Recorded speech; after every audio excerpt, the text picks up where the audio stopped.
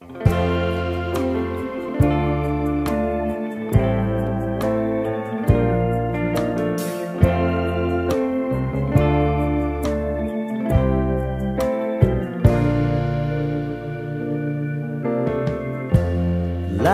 up, take me on your magic river. Tell me all your dreams align. Sign me up and tell me about the people that you know who are trying to feel alive.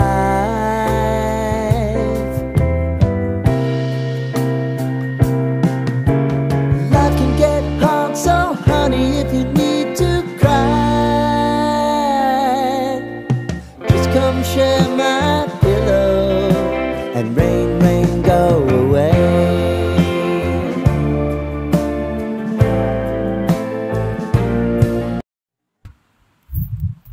আমি পিয়ালি। তো আজ আমি তোমাদের সাথে কিছু আমার পড়া উপন্যাস আর কিছু প্রবন্ধ নিয়ে তোমাদের সাথে আজকে আমি আলোচনা করব।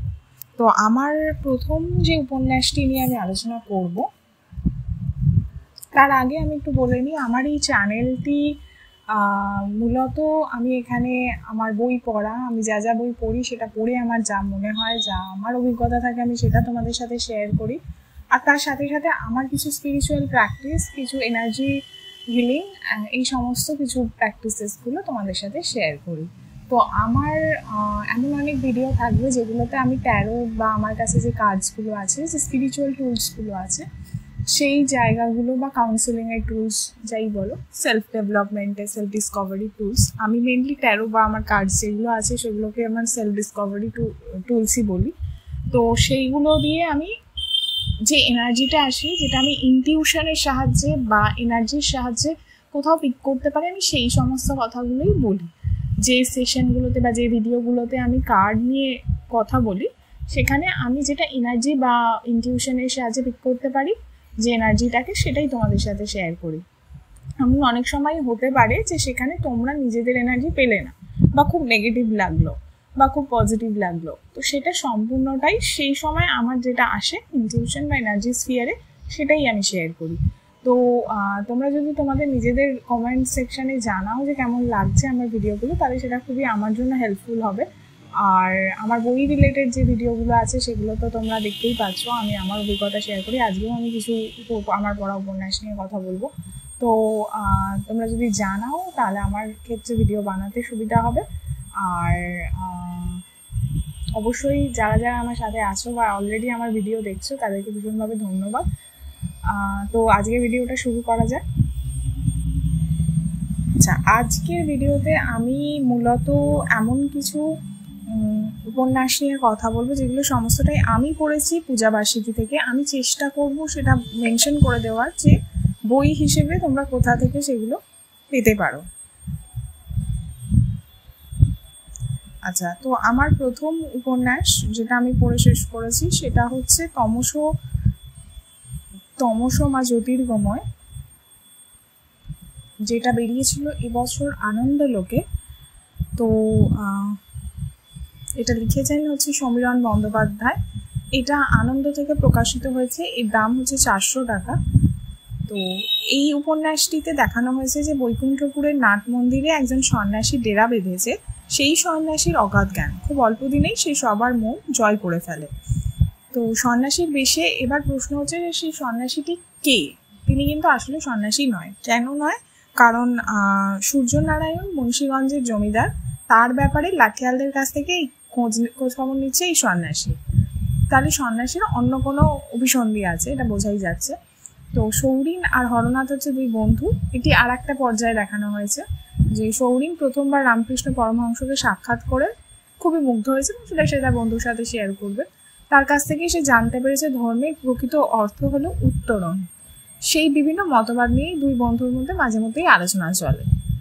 এবার এই সন্ন্যাসীর কাছে বিন্দু নামের একজন রমণী আসবে হঠাৎ করে। তো বিন্দু নামের এই রমণী নিজের ছেলের মানে ওনাকে এই সন্ন্যাসীর কাছে যখন প্রথম দেখা করতে আসবে, সন্ন্যাসী তখন জিজ্ঞেস করেছিল, কারণ যেহেতু বিন্দু কাছাকাছি থাকে এবং তার দুই সূর্যনারায়ণের জমিদার বংশের সাথে খুব ভালো সম্পর্ক ছিল, কিন্তু বিন্দু তখন বলতে চায়নি। তারপরে ছেলেটির ব্যাপারে একজন সাধু আসবে হঠাৎ করেই বিন্দুর বাড়িতে, সে বলবে ছেলেটির খুব বিপদ। তখন বিন্দু বলবে যে আমাকে এরকম একজন সন্ন্যাসী জিজ্ঞেস করেছিল, কিন্তু আমি তখন বলিনি। তখন সেই সাধু বলবে যে তুমি গিয়ে এক্ষুনি সেই সন্ন্যাসীর কাছে যা যা আমি জানতে চান সেগুলো তুমি যদি জেনে থাকো তাহলে সেগুলো জানাও, তোমার ছেলেকে যদি বাজারে যাও। এবং সেই ছেলের মুখে সেই সন্ন্যাসীর কাছে সমস্ত কিছু খুলে বলবে, সেই যতটুকু জানে যে সেই রাত্রে সূর্যনারায়ণের জমিদার বাড়িতে কি হয়েছিল। সেটা একটা রহস্যের সৃষ্টি করেছে এই গল্পটির মধ্যে। সৌরিনের একটা অদ্ভুত ক্ষমতা আছে এবং তাতে অনেক কিছুই সে ভবিষ্যতের ব্যাপারে জানতে পারে বা অনেক কিছু বুঝতে পারে। তো এই উপন্যাসটা মোটামুটি কিছুটা পর্যায়ে আমি শেয়ার করলাম তোমাদের সাথে, পুরোটা তো শেয়ার করাটা একটা স্পয়লার হয়ে যাবে। তো এইগুলো হচ্ছে মেইন প্লট বা এইগুলো হচ্ছে মেইন ক্যারেক্টার। তো এটা একটা ভীষণভাবে ঐতিহাসিক এবং রহস্যের অন্তরালের মধ্যে দিয়ে উপন্যাসটা চলেছে। উপন্যাসের চরিত্রগুলোকে অসাধারণ লাগবে, প্রত্যেকটা চরিত্রই।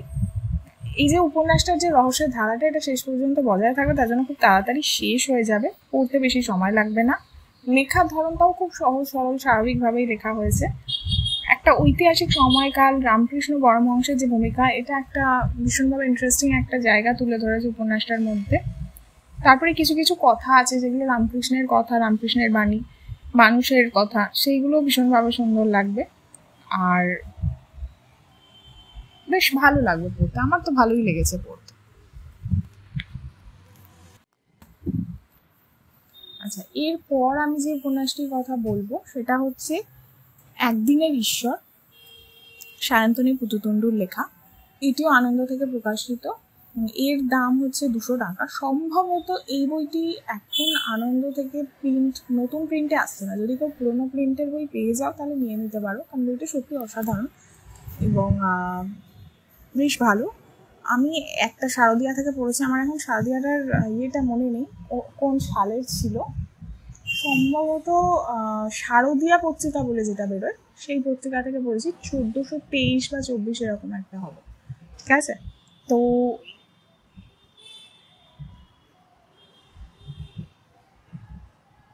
এখানে দেখানো হয়েছে যে 2046 সালে হাইটেক সিটি, যেখানে শাসক যা পছন্দ করে সেটাই হয়, তার বাইরে কিছু হয় না। কোনো মন্দির মসজিদ পুজো পার্বণ কিছু হয় না। শাসক রবি রেক্সি এখানে সব। এখানে চুরি ডাকাতি হয় না, ফুটপাতে কোনো ভিখারি নেই, দারিদ্র সীমার নিচে কোনো মানুষ নেই, এখানে কোনো বস্তি বা ব্রথেল নেই। কোনো অনাচার দেখলেই রোবট বাহিনী নির্মূলে সেটা ধ্বংস করে দেয়। এবার দেখানো হয়েছে 2016 কলকাতা, একটা বাড়ি যেখানে ঢুকলেই টোবরো নামে একটা রোবট গান করে এবং বাড়িকে আবর্জনা মুক্ত রাখে। Doctor Robinson 10 foot by 12 foot ঘরে একটি ল্যাবরেটরি বানিয়েছেন। পৈতৃক জমি, স্ত্রীর গয়না বেচে ব্যাংক ব্যালেন্স শেষ করে তার কাজ তিনি চালিয়ে যাচ্ছেন। লোকে তাকে পাগলা বৈজ্ঞানিক বলতো। সাহায্যের জন্য তিনি দৌড়ে দৌড়ে ঘুরেছেন, ঘাত ধাক্কা খেয়েছেন, তবুও হাল ছাড়েননি। তিনি মনে করেন বিজ্ঞানী ঈশ্বর আর বিজ্ঞানী ভবিষ্যৎ পাল্টাবে। তার আবিষ্কার এবং তার এই ভবিষ্যৎ নিয়েই পুরো উপন্যাসটা এগিয়েছে। উপন্যাসের মধ্যে মেন যে একটা কিছু দেখানো হয়েছে যেখানে নিজের সাথে নিজের লড়াই। এই যে ডক্টর রবিনসন, এই ভবিষ্যতে হয়ে যাচ্ছে রবি রেক্স, পুরো শহরের রাজা। তো সেই জায়গাটাই যে উত্তরণ, সেটা কি করে হচ্ছে, কি করে একজন এত ভালো মানুষ, এত ভালো বৈজ্ঞানিক, সে কি করে এরকম একজন স্বার্থপর শাসকে পরিণত হচ্ছে, সেই জায়গাটাকে তুলে ধরেছে। এবং সেখানে অতীতের যে নিজের যে সেলফটা, সেটার সাথে ভবিষ্যতের যে লড়াই, নিজের সাথে নিজের যে লড়াই, সেইটাকে খুব গুরুত্বপূর্ণ একটা মেটাফরের মাধ্যমে অনেক কিছু বোঝানোর চেষ্টা করেছেন এখানে সায়ন্তনী পুতুতুণ্ডু। ক্ষমতার অপব্যবহারের যে বিষয়টা তুলে ধরা হয়েছে সেটা একটা খুব গুরুত্বপূর্ণ জায়গা।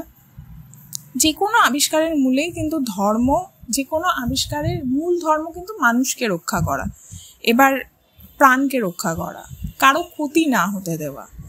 তো রোবোটিক্সের প্রথম সূত্রও তাই, এবং সেটা যদি না হয় তাহলে কিন্তু যে কোনো আবিষ্কারের জন্যই কিন্তু একটা বিপর্যয় নেমে আসতে পারে। বিপর্যয় বন্ধ করতে গেলে যন্ত্রের ক্ষেত্রেও মাদার কম্পিউটারকে ডিস্ট্রয় করতে হয়, গোটা সিস্টেম ভেঙে ফেলতে হয় সভ্যতাকে বাঁচাতে গেলে। আচ্ছা, যন্ত্র মানুষই সৃষ্টি করে, মানুষের অতীত অবস্থাও সেই যন্ত্রের মধ্যেই খুঁজে পাওয়া যেতে পারে। তো এই যন্ত্র আর মানুষের যে লড়াই, সেটাই গল্পের, সেই উপন্যাসের মূল বিষয়। গল্পটির মধ্যে অনেক রাজনৈতিক সামাজিক চিত্র ফুটে উঠেছে এবং পড়তে ভালো লাগবে, একটু হয়তো সময় লাগতে পারে শেষ করতে। আদারওয়াইজ গল্পটার প্লট, বিষয়বস্তু অসাধারণ ছিল। এরপর আমি আরেকটি উপন্যাস নিয়ে আলোচনা করব, সেটা হচ্ছে স্বর্ণ দুর্গা রহস্য সৈকত মুখোপাধ্যায়ের। এটা এই 1431 কিশোর ভারতী বলে যে পূজাবার্ষিকীটা বেরোয় সেখানে বেরিয়েছে। তো এটা হচ্ছে ওই সৈকত মুখোপাধ্যায়ের যে বুধদা সিরিজ, সেই বুধদা সিরিজেরই একটি গল্প। তো এটা তোমরা পত্রভারতীতে বুধদার যে সিরিজগুলো আছে, বুধদার যে বইগুলো আছে সেখানে খুঁজলে পেয়ে যাবে, হয়তো পেয়ে যাবে বা বেরোতে পারে ভবিষ্যতে, আমি জানি না কোথায় বেরিয়েছে। এটা নিয়ে আমি খুব ডিটেলস বলতে পারবো না, তবে পত্রভারতীতেই পাওয়া যেতে পারে হয়তো। বুধদার যেখানে সৈকত মুখোপাধ্যায়ের বুধদার সিরিজগুলো আছে সেখানে এই উপন্যাসটি অবশ্যই পাওয়া যাওয়ার কথা। আচ্ছা, তো এখানে যেটা দেখানো হয়েছে, প্রথমেই হচ্ছে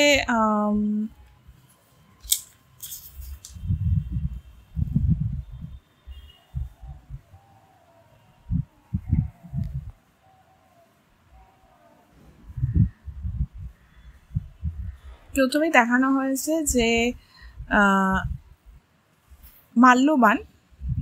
মাল্যবান হচ্ছে বুধদার অ্যাসিস্ট্যান্ট, ঠিক আছে, ও স্কুলে পড়ে।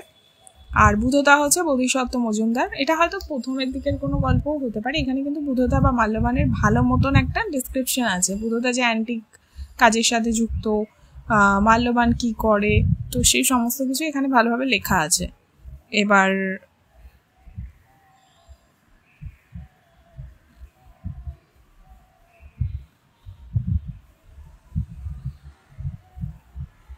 একটি লোক আসবে ওদের কাছে একটা সিংহাসন নিয়ে। সেই সিংহাসনটা নেওয়ার জন্য তার উপর ঢোকার আগে, বুধদার ওই সব অ্যান্টিক শপের ভিতর ঢোকার আগেই তার উপর অ্যাটাক হবে এবং সেখানে এই মাল্যবান তাকে বাঁচাবে এবং বুধদাও এসে হাত লাগাবে। তো তারপর দেখা যাবে সেটা নিয়েই পুরো উপন্যাস। কি রহস্য বেরোবে সেই সিংহাসনের ভেতর থেকে, কি পাওয়া যাবে সিংহাসনটাকে ঘিরে, কি কি রহস্য, সেইগুলো নিয়েই লেখা। আমি সেইগুলোতে বিশদে যাচ্ছি না। মেইন যে জায়গাগুলো আমার ভালো লেগেছে উপন্যাসটার মধ্যে সেটা বলি। এক হচ্ছে আমার বুধদার পড়া উপন্যাস আমার কাছে আছে, মনে হয় অর্কিড রহস্য এরকম একটা কিছু আছে, বুধদার পড়া হয়নি আমার, সেটা আমার ফার্স্ট পড়া উপন্যাস এটাই। এবার এটা পড়তে গিয়ে, কারণ যেহেতু আমরা কাকাবাবু পড়েছি, সত্যজিৎ রায় ফেলুদা পড়েছি, নিতিন মাসি পড়েছি, দীপ কাকু সিরিজ পড়েছি, অর্জুনের কিছু গল্প পড়েছি, তারপরে আরও আছে যেগুলো রিজুদার গল্প আমার পড়া হয়নি, বা আমার আছে কিন্তু আমার পড়া হয়নি এখনো। এইগুলো আমার ইচ্ছে ছিল যে এইগুলোকে একটু এক্সপ্লোর করবো, যে কোন ক্যারেক্টারটা আমার বেশি ভালো লাগছে। তো সেখান থেকে দেখতে গেলে আমার বুধদার যে ক্যারেক্টারটা, সেটা কিন্তু বুধদার ক্যারেক্টার ইন দ্য সেন্স বুধদাকে যেভাবে আঁকা হয়েছে বা বুধদার গল্পগুলো যেভাবে এগিয়েছে, একটা গল্প পড়ে আমার ভালো লেগেছে। এখানেও অনেক কিছুই আছে যেটাও হয়তো অন্যান্য গল্পের মতনই অনেকটা একই রকম, কিন্তু যে জায়গাগুলো আমি সেটাই বলছি, যে জায়গাগুলো আমার ভালো লেগেছে বুধদার গল্পের মধ্যে এক হচ্ছে বুধদার যে পেশা, এই অ্যান্টিক শপ, এইটা আমার খুব ইন্টারেস্টিং লেগেছে। বুধদার যে নলেজের জায়গাটা, যে ঐতিহাসিক জায়গাগুলো উঠে আসে প্রত্যেকটা গল্পে, এইটা আমার খুব ভালো লেগেছে। বুধদার গল্পের মধ্যে অ্যাটলিস্ট এই গল্পে আমি একটা ভীষণ অসাধারণ মোড় পেয়েছি, সেটা আমি বললে হয়তো স্পয়লার হয়ে যাবে। লাস্টের দিকে মানে যখন খোঁজাখুঁজি চলছে, সেই জিনিসটি পাওয়া যাবে একটা অদ্ভুত জায়গা বলা হবে যেখানে জিনিসটা রাখা থাকবে। এইরকম একটা মোড় সৈকত মুখোপাধ্যায়ের লেখাই থাকার কথা, এরকম একটা অসম্ভব বা একটা অদ্ভুত টাইপের মোড়, সেই জিনিসটা আমার খুব ইন্টারেস্টিং লেগেছে। তো সেই জন্য আমার ইচ্ছা আছে বুধদার গল্পগুলো পড়ার, কারণ কিশোর সাহিত্য বা কিশোর রহস্য উপন্যাসগুলো আমাদের মানে পড়ি আমরা, কিন্তু এগুলো একটা বয়সে তো অন্যরকম লাগে, কিশোর বয়সটায় অন্যরকম লাগে, আবার বড় হওয়ার পরে আরও পড়ার চাপ বেড়ে যায়, তখন অনেক কিছু তো ফিল্টার করে পড়তে হয় সময়ের জন্য। কিন্তু আমার এই বুধদা সিরিজটাকে এক্সপ্লোর করার, এই একটা গল্প পড়েই কিন্তু আমার এক্সপ্লোর করার বেশ ইচ্ছা হচ্ছে, এই কিছু কারণের জন্য।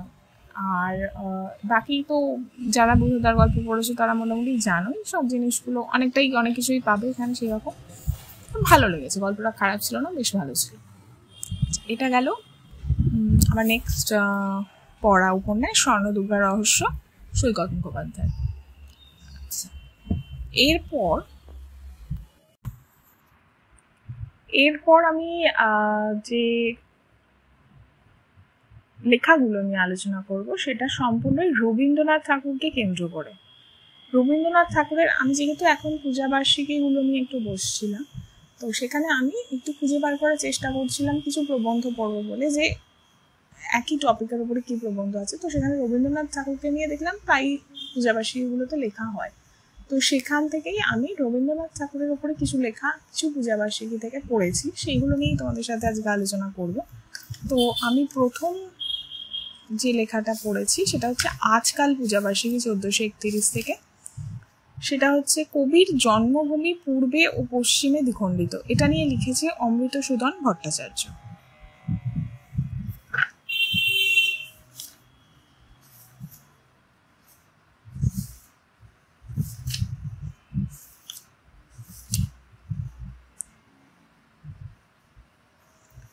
আচ্ছা, এখানে শুরুই হয়েছে 1929 সাল 1336 বঙ্গাব্দ দিয়ে, যেই সময় কবি ভ্রমণ করছিলেন জাপান, কানাডা এবং ইন্দোচীন। ভ্রমণের সময় ছিল ফেব্রুয়ারির শেষ সপ্তাহ থেকে জুলাইয়ের প্রথম সপ্তাহ। 27শে মার্চ টোকিওর ইম্পিরিয়াল হোটেলে সকালে বসে রানী মহালনবিশকে কবি লিখেছিলেন যে জগতে আমার লুকোবার পথ বন্ধ, একদিন জনতার হাত থেকে আত্মরক্ষা আমার অত্যাবশ্যক হবে, এই কথা একদা কল্পনা করতেও পারতাম না। সেদিন ছিল আমার পদ্মার চরে বোটের মধ্যে একাকী, তাই লোক ঠেকিয়ে রাখবার অভ্যেস আমার হয়নি। বাইরের জগৎ, তাদের আপ্যায়ন, সংবর্ধনা, তাকে নিয়ে তাদের আনন্দ উচ্ছ্বাস উদ্দীপনার আতিশয্যে কবি অতিষ্ঠ হয়ে উঠতেন।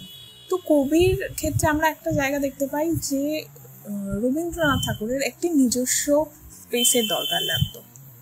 ঠিক আছে, উনি একা থাকতে পছন্দ করতেন, বা ওনার একটা নিজস্ব জায়গা, নিজস্ব শান্তির জায়গা তো সবসময় লেগেছে। এবং উনি ওনার দেশের মাটিকে খুব ভালোবাসতেন, দেশকে খুব ভালোবাসতেন। সেই জন্য যখনই যেখানে গেছেন উনি কিন্তু এই দেশকে মিস করেছেন। বেশি দিন সেখানে থাকতে তার ভালো লাগেনি। তার মন সবসময়ই ব্যথিত হয়ে উঠত এই দেশে ফিরে আসার জন্য। তাকে সবসময় বোলপুরের লালমাটি আকর্ষণ করতো, ঘরে ফেরার ডাক দিত আর আশ্রম হাতছানি দিত। এবং তিনি সেই নিয়ে অনেক চিঠিও লিখেছেন, কবিতাও লিখেছেন। বারবারই তার মনে হয়েছে তিনি যেখানেই যান তিনি তার বঙ্গভূমিকে, তার জন্মভূমিকে কখনোই বেশি দিনের জন্য ছেড়ে থাকতে পারেন না। প্রতিবারই তার ঘরে ফেরার জন্য মন ব্যাকুল হয়েছে। শান্তিনিকেতনে ফিরে আসার জন্য তিনি সবসময় ছটফট করেছেন। এবং এই একদিকে ঘর একদিকে বাহির, এই নিয়ে তার জীবনে একটা দ্বন্দ্বও চলেছে। সেই নিয়েই এই লেখাটা।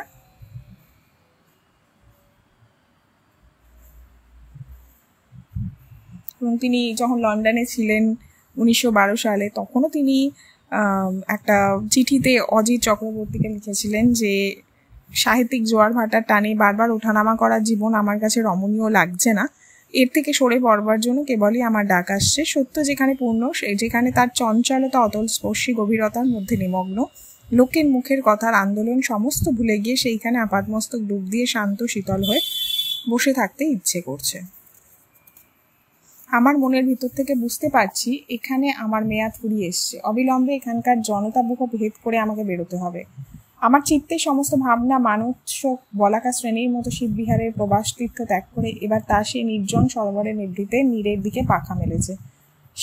শীঘ্রই দেখতে পাবে একদিন সূর্যাস্তের আলোকে সেই রাঙামাটির পথ ধীরে ধীরে তোমাদের আশ্রমের দিকে চলেছে। মানে এতটাই উনি মিস করতেন। আমি জাস্ট এই জায়গাটা বোঝানোর জন্যই লাইনটা বললাম যে তিনি জাস্ট কয়েকদিনের জন্য বাইরে গেলেও উনি এতটা গভীরভাবে ওনার শান্তিনিকেতনকে, ওনার জায়গাকে এতটা মিস করতেন।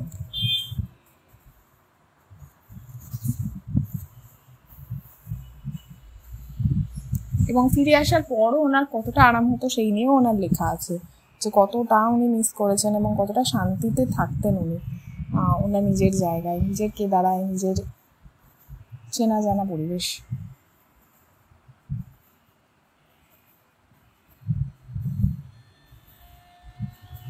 কিন্তু উনি ওনার সমস্ত ভাষাতেই দক্ষতা প্রমাণ করার পরেও, কবি হিসেবে সমস্ত জায়গায় উনি ছাপ রেখে যাওয়ার পরেও ওনার এই যে একটা বঙ্গভূমির প্রতি টান, এটা সত্যি একটা মনে রাখার মতন জায়গা। তো সেই জন্যই এখানে লেখক এখানে লাস্টে লিখেছেন যে কবি বিদেশে এসে প্রতিবারই অনুভব করেছেন তার সারস্বত সাধনার সাফল্য এই বিদেশের মাটিতেই। বিদেশের মাটিতে উনি অনুভব করেছেন যে দেশে থেকে বিদেশে তাকে বেশি সম্মান দেওয়া হয়েছে হয়তো অনেক সময়, কিন্তু তাও পশ্চিমেও তিনি মনে করতেন একটা জন্মভূমি আছে, হয়তো তিনি বেশি সম্মান পেয়েছিলেন সেখানে তার জন্য। বঙ্গীয় সমাজ আজ দল বেঁধে এলেও কবি তাদের মান্যতা দিতে পারেন না। অনেক সময় কবির অপর জন্মভূমি পাখি ঢাকা সবুজে ঢাকা ফুলে ভরা লাল মাটির বীরভূমে অবস্থিত সব হতে আপন তার শান্তি নিকেতন। তার আকাশ ভরা কোণে কবির হৃদয়খানি দোলে। যতবারই তিনি বিদেশ থেকে ফিরে আসেন বারে বারই সে যে সত্যিই নতুন। তিনি কবি, তিনি কাব্য রচনা করেন। তার প্রথম সম্পর্ক পাঠকের সঙ্গে, পাঠকের জন্যই সে তার যত কিছু সৃষ্টি সাধনা। বঙ্গভূমিতে তার প্রকৃত জন্ম হলো, গুণমুগ্ধ পশ্চিম হলো তার দ্বিতীয় জন্মভূমি। তার জন্মভূমি পূর্বে পশ্চিমে দ্বিখণ্ডিত। তো এইটাই হচ্ছে লেখাটার মূল বক্তব্য, যে উনি দুটো জায়গাতেই কোনো না কোনোভাবে দুটো জায়গারই একটা প্রশংসা করেছেন। কখনো ওনার কাজের জন্য উনি পশ্চিমকে হয়তো প্রশংসা বেশি করেছেন, কখনো ওনার শান্তির জন্য উনি পূর্ব জায়গাটাকে বেশি প্রশংসা করেছেন। আচ্ছা, আরেকটি প্রবন্ধ নিয়ে আমি কথা বলবো, যেটাও আজকালেই বেরিয়েছিল 1431 আজকাল পূজাবার্ষিকীতে। সেটা হচ্ছে চিঠিপত্রের আধারে লেখা হোক নতুন রবীন্দ্র জীবনচরিত। এটি লিখেছেন প্রীতম সেনগুপ্ত। এইখানে মেনলি লেখা হয়েছে যে ওনার যে জীবনচরিত্র ওনাকে লিখতে বলা হয়েছিল সেটা নিয়ে উনিও খুব একটা বিরক্ত ছিলেন, মানে উনিও খুব একটা লিখতে চাননি, কারণ উনি মনে করেছেন এইভাবে জীবনচরিত লেখা যায় না। তবে ওনার চিঠি দেখে অনেক সময় বোঝা যায় যে উনি চিঠিতে নিজেকে পুরো খুলে মেলে দিতেন। ওনার নিজের যা কিছু আবেগ অনুভূতি সমস্তটাই ওনার চিঠিতে প্রকাশ পেত। বিভিন্ন সময় বিভিন্ন মানুষকে উনি চিঠির সাথে তাদের সাথে সম্পর্ক রাখতেন এবং সেখানে উনি ভীষণভাবেই নিজেকে ব্যক্ত করেছেন। তো সেই জন্যই বলা হয়েছে যে এই সমস্ত চিঠি এগুলো যদি জোগাড় করে ওনার একটা জীবনচরিত লেখা যায় তাহলে সেটা ভীষণভাবে রবীন্দ্রনাথের কাছাকাছি যাওয়া হবে।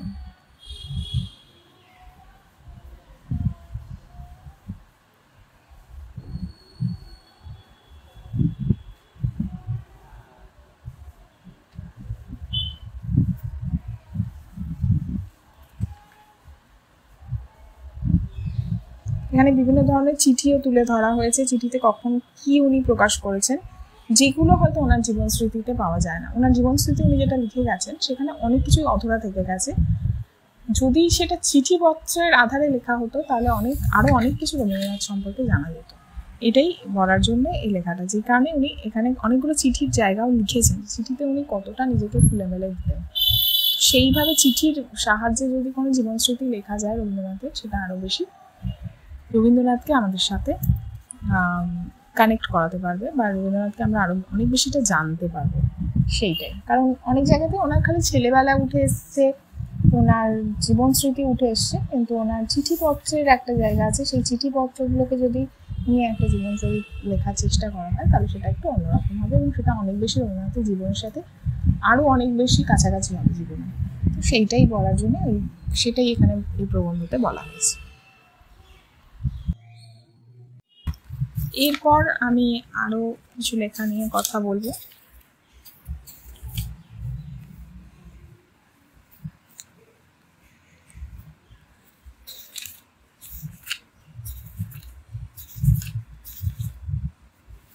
আচ্ছা, এরপরে ওনার লেখা একটি উপন্যাস আছে যার নাম হচ্ছে গোড়া। সেটা নিয়ে একটা প্রবন্ধ লিখেছে যুগ সংখ্যতে, যেটা 1431 যুগ সংখ্যতেই বেরিয়েছে, 1431 শারদীয়া যুগ সংখ্য। সেখানে উষারঞ্জন ভট্টাচার্য লিখেছেন রবীন্দ্রনাথের গোড়া, বার্তা ও বিস্তার। ব্রিটিশ উপনিবেশ ভারত উপমহাদেশে রবীন্দ্র সৃষ্ট গোড়া নিঃসন্দেহে এক গৌরবোজ্জ্বল বার্তা। এই গোড়া উপন্যাসটিতে রাজনৈতিক সামাজিক পরাধীনতা ছায়াবৃত দেশে মানুষের দিশাহীনতা ও আশা প্রত্যাশার মাঝখানে এমন এক উদার প্রদীপলোকের সৃষ্টি যেখানে যে কোনো জাতির জীবনই মানে এটা একটা চিহ্ন রেখে যেতে পারে। এবং এই গোড়া দাঁড়িয়ে আছে কোথাও ব্রহ্মচর্যাশ্রম বিশ্বভারতীর মাঝখানে। গোড়া প্রকাশের কালে স্বদেশী আন্দোলন বিপ্লবী সংগ্রামের উত্তেজনা ছিল। রবীন্দ্রনাথ বঙ্গভঙ্গ আন্দোলনে যোগ দিল। আন্দোলনকারী নেতাদের চরিত্র তাকে হতাশ করায় তিনি নিজেকে গুটিয়ে নিয়েছিলেন গোড়াতে, তাই বঙ্গভঙ্গ বা স্বদেশী আন্দোলন রেখাপাত করেনি।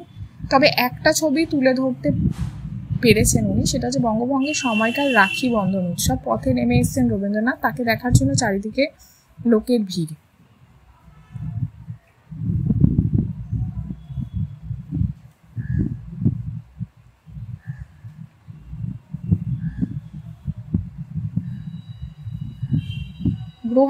গোড়া একটা বৃহৎ কলেবরের উপন্যাস ছিল।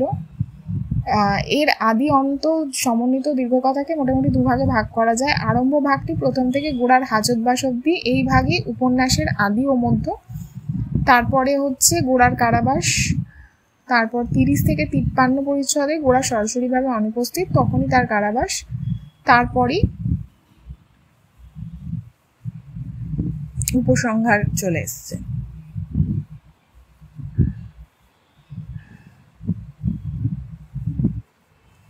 কোনো কোনো প্রাজ্ঞ গোড়া চরিত্রে একাধিক প্রবাদ পুরুষের ছায়াপাত লক্ষ্য করেছেন। কেউ কেউ ঈশ্বরচন্দ্র বিদ্যাসাগর, নিবেদিতা, বিবেকানন্দ এই সমস্ত মানুষের কথা বলেছেন এই উপন্যাসটা পড়তে গিয়ে। স্বদেশী সমাজকে কোথাও একটা হয়তো উনি তুলে ধরেছেন কিছু সময়।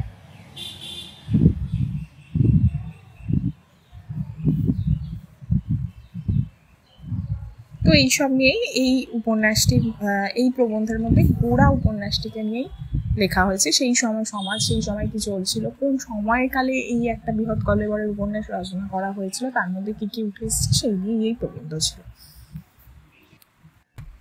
এই একই পত্রিকা যুবসংঘ শারদীয়া 1431-এ উদয়ন বিশ্বাসের আরেকটি প্রবন্ধ আছে, শান্তিনিকেতনের শিল্পধারায় সিঞ্চিত অসমের শিল্পীরা। 1919, 1923 ও 1927 এই 3টি পর্যায়ে রবীন্দ্রনাথ অখণ্ড অসম ভ্রমণে বেসছিলেন। তখন থেকেই এই অঞ্চলের নাগরিক সমাজের জীবন ও চেতনায় তার ভ্রমণের অনুভূতি কতটুকু সঞ্চারিত হয়েছে সেই ব্যাপারে জানা যায়। এবং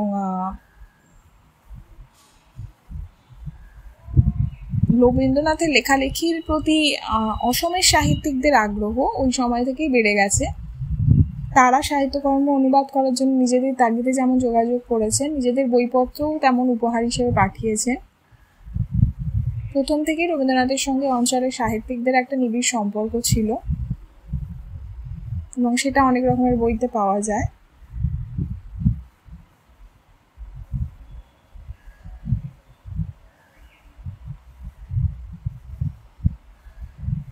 আমরা মহাবিদ্যালয়ে এই চারু ও কারিকলা মহাবিদ্যালয় শুরু হয় 1864 সালে। সেখানে আমরা অধ্যক্ষ হিসেবে পেয়েছি ভিনফেল্ড হাবেল, অবনীন্দ্রনাথ ঠাকুর, মুকুল দে, চিন্তামণি কর, এই সমস্ত বহু মানুষের কথা এখানে আছে। নন্দলাল বসু, যামিনী রায়, অতুল বসু, সোমনাথ হোর, জয়নুল প্রভৃতি মানুষের কথা এখানে আছে। তাদের সময়কার শিল্পকলা নিয়ে এখানে কথা আছে।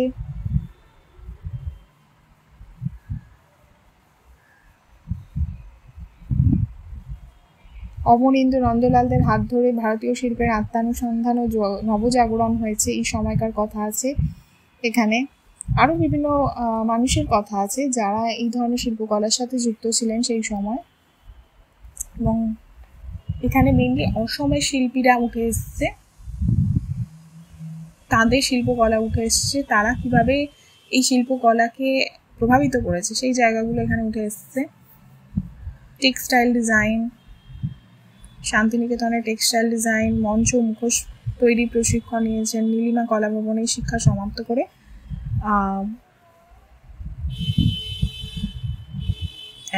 কবি স্নেহ আশিস ধন্য প্রখ্যাত পরিচালক প্রমথেশ বড়ুয়া অসমের একজন মানুষ। তিনি প্রথম ব্রহ্মপুত্র উপত্যকা ও শিল্পকলার পাঠ নিতে বিশ্বভারতীতে গিয়েছিলেন। তার মেয়ে অনিতাও কলাভবনের ছাত্রী ছিলেন এবং তিনি পরবর্তীকালে স্থান পেয়েছেন নয়াদিল্লির ন্যাশনাল গ্যালারি অফ মডার্ন আর্টে। তিনি সঙ্গীত ভবনেও ভর্তি ছিলেন। তিনি শান্তিনিকেতনে মঞ্চ মুখোশ তৈরির প্রশিক্ষণ নিয়েছেন এবং টেক্সটাইল ডিজাইনের ওখানেও কাজ করেছেন। তো এই ধরনের বিভিন্ন পরবর্তীকালে তিনি অসম সরকারের হ্যান্ডলুম অ্যান্ড টেক্সটাইল বোর্ডের প্রথম অধ্যক্ষের পদে নিযুক্ত হয়েছিলেন। অসমের লোকশিল্প বহির্জগতে পরিচিত করানোর ক্ষেত্রেও তার ভূমিকা ছিল। আরও অনেকের নাম আছে, যেমন হেমন্ত মিশ্র, লোহিত, দিখৌ, লোহিত ও সাগর, এরকম কিছু বই তখন বেরিয়েছিল।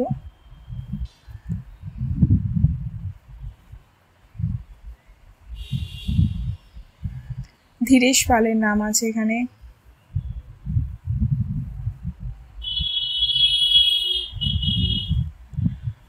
সূর্যকুমার ভুঁয়ার কন্যা চপলা ভুঁয়া, সতী সেন, রমেশচন্দ্র ঘোষ, মদন লহকার, শোভা ব্রহ্ম, পুদম গুড়োহাই, হেমাঙ্গিনী বারদৈল, এদের বিভিন্ন ধরনের মানুষের নাম আছে যারা আসাম থেকে এসে এখানে যুক্ত ছিলেন শিল্পকলার সাথে শান্তিনিকেতনে।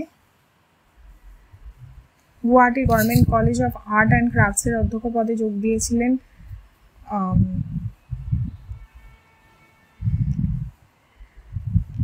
শোভা ব্রহ্ম।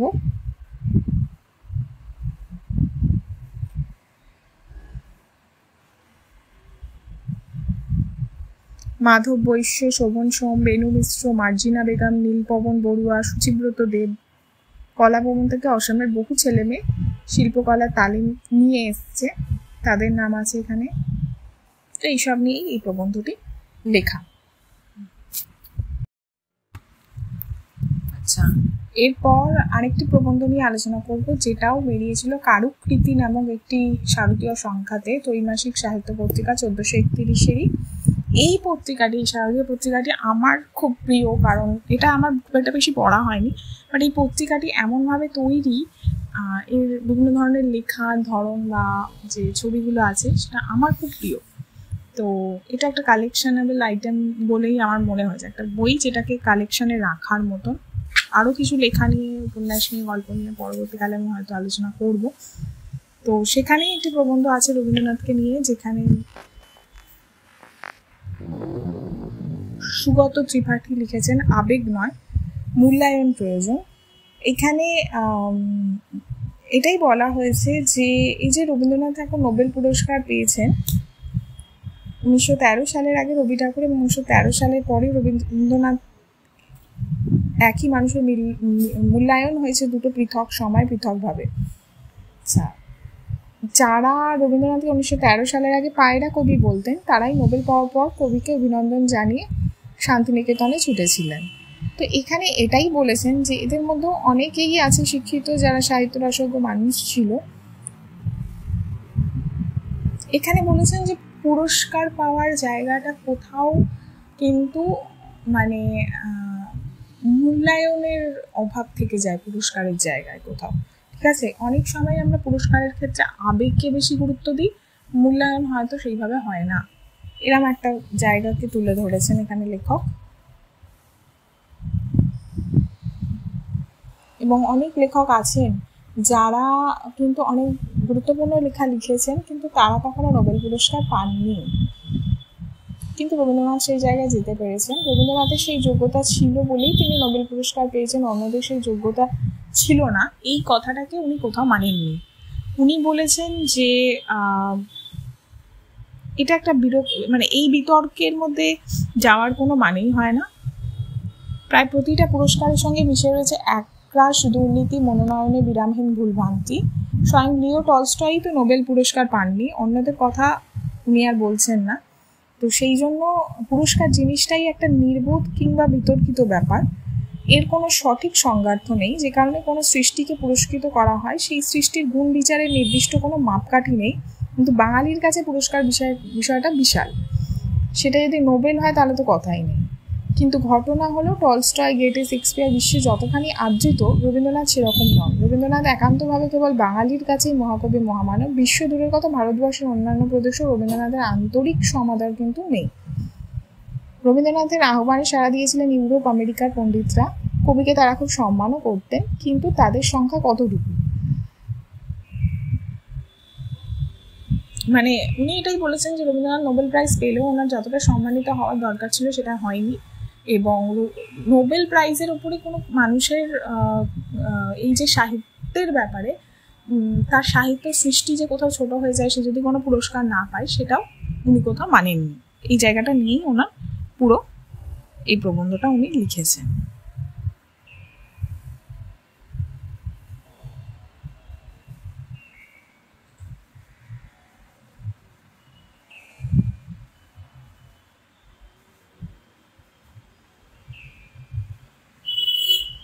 অনেক প্রতিভাবান, এমনকি অনেক বিরাট প্রতিভাবান মানুষও পাদপ্রদীপের আলোয় আসতে পারেন না। অনেকে একেবারেই আসতে পারেন না, অর্থাৎ কোনো রকম পরিচিতি তাদের জোটে না জীবনভর। আবার অনেকে প্রতিভার যোগ্য স্বীকৃতি পান না, বিপুল প্রতিভা অথচ খ্যাতি স্বীকৃতি জুটেছে সামান্য। রবীন্দ্রনাথের সৃষ্টি ক্ষমতা প্রশ্নাতীত, সাহিত্যের প্রায় কোনো শাখাই তিনি বাদ দেননি, এবং কোনো শাখাতেই যে তিনি একেবারে নিষ্ফল এই কথাও বলা যাবে না। কিন্তু উনি মনে করেছেন রবীন্দ্রনাথের যে সম্মান পাওয়ার দরকার ছিল সেটা তিনি পাননি।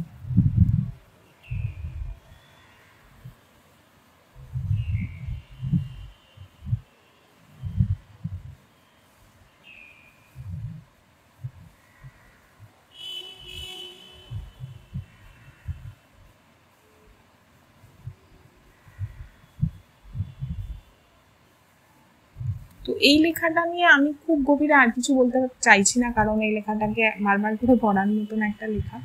তো সমস্ত প্রবন্ধই সেরকমই হয়, খুব বেশি কিছু বলা যায় না প্রবন্ধ নিয়ে। তবু যতটুকু আমি বুঝেছি ওপর এবং কিছু লাইন তুলে ধরলাম, সেখান থেকে আমি তোমাদের সাথে এটা শেয়ার করে নিলাম। তো এই ছিল আজকে আমার কিছু পড়া প্রবন্ধ এবং উপন্যাস নিয়ে আলোচনা। তো আবার খুব তাড়াতাড়ি তোমাদের সাথে দেখা হবে। সবাই খুব ভালো থেকো। আজকে এই পর্যন্তই।